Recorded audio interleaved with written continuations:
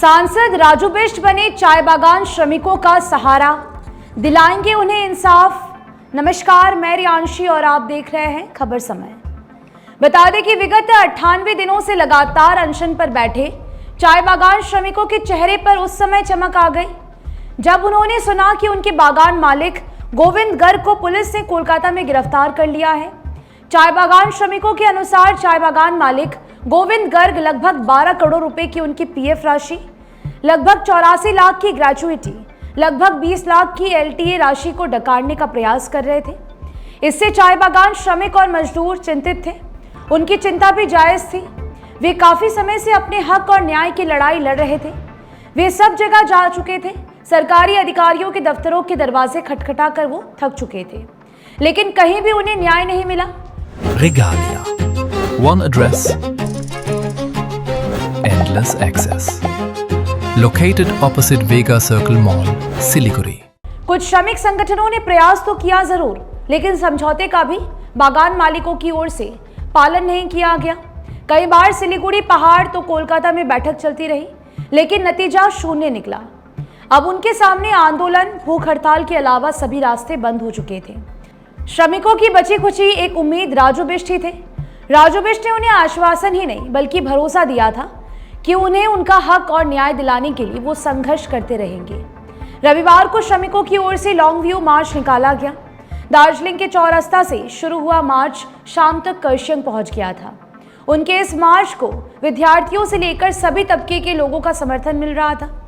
कर्शियंग की पहाड़ियों के ढलान पर स्थित एक चाय बागान है लॉन्ग व्यू चाय बागान, जो लगभग 1020 हेक्टेयर में फैला हुआ है।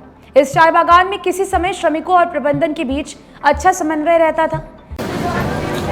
बाहर की भागदौड़ अब नहीं तोड़ेगा आपके घर का सुकून। SBM गोल्ड UPVC विंडोज, आपके घर का सुकून। लेकिन धीरे धीरे हालात मालिक और श्रमिकों में उलझते चले गए। मालिकों ने अपनी हुकूमत चलानी शुरू कर दी।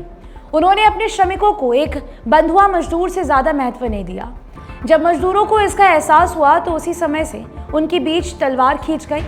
प्रबंधन पक्ष श्रमिकों के वेतन से पीएफ का पैसा तो काट रहा था, लेकिन वो पैसा EPFO में जमा नहीं हो रहा था।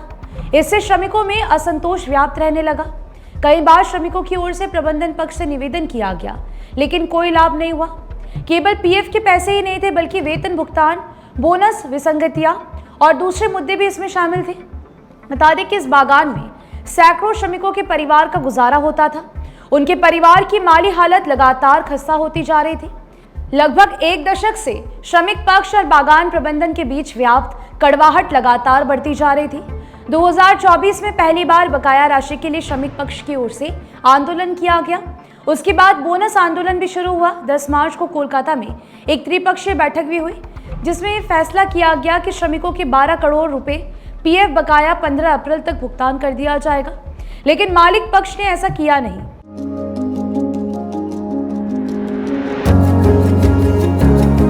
मनोकामना हॉस्पिटल, इस्कॉन मंदिर रोड, सेवक रोड, सिलीगुड़ी। इसके बाद 21 अप्रैल को श्रमिकों ने आंदोलन शुरू कर दिया।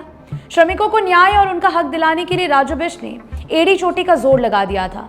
सांसद राजू बिष्ट ने श्रमिक पक्ष की ओर से उन्हें न्याय और अधिकार दिलाने के लिए काफी भागदौड़ की। उन्होंने चाय बागान के श्रमिकों को एकजुट किया और चाय बागान मालिक गोविंद गर्ग के खिलाफ एक और मुकदमा दर्ज करवाने में सफल रहे। सूत्र बताते हैं कि वैसे तो गोविंद गर्ग के खिलाफ विभिन्न मामलों में 6 मुकदमे दर्ज किए गए हैं, लेकिन ये मुकदमा श्रमिकों के पीएफ डकारने को लेकर था, इसीलिए पुलिस को कार्रवाई करनी पड़ी।